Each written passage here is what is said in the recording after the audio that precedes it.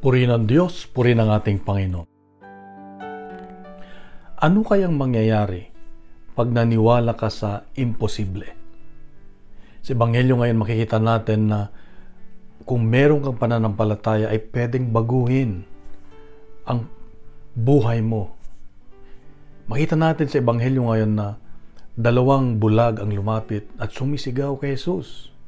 Sabi niya, "Anak ni David, maawa ka sa amin."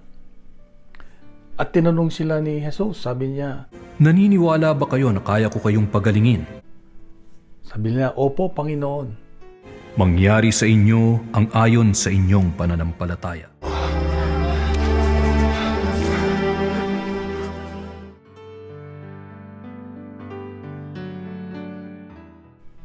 Dito makita natin na kung pinagaling ni Jesus yung mga bulag, pisikal, ay pwede rin tayong pagalingin ng Diyos. Maaring hindi bulag sa mata, pero meron tayong bulag sa ating spiritual, sa ating mga emosyon. Yung bang maniniwala ka ba na merong magagawa ang Diyos sa pinagdadaanan mo sa buhay? Kung kunwari, sa iyong trabaho, sa iyong relasyon, sa iyong pamilya, sa mga bagay na nagpapahirap sa iyo, gusto mo bang makita na maging maayos ang lahat? Kung naniniwala ka, tugunin mo ang tanong ni Jesus. Maniniwala ka ba na kaya kong gawin?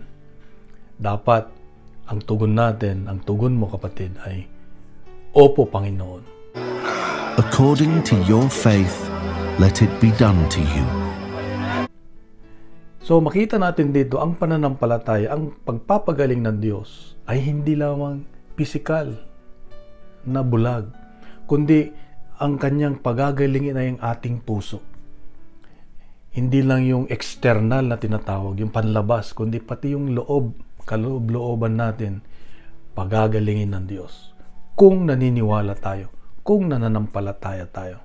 Kaya kapatid, nasa iyo ang desisyon, nasa akin ang desisyon.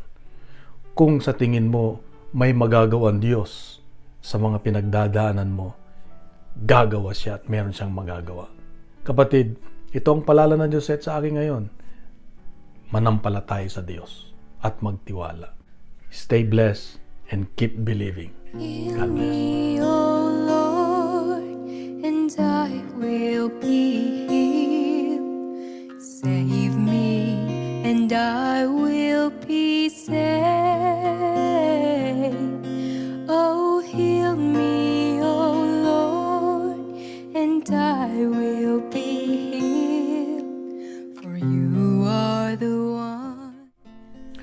Hiling ko lang po na ibahagi po natin itong daily telegospel natin para marami po ang mabless, para marami tayong mailapit sa Diyos.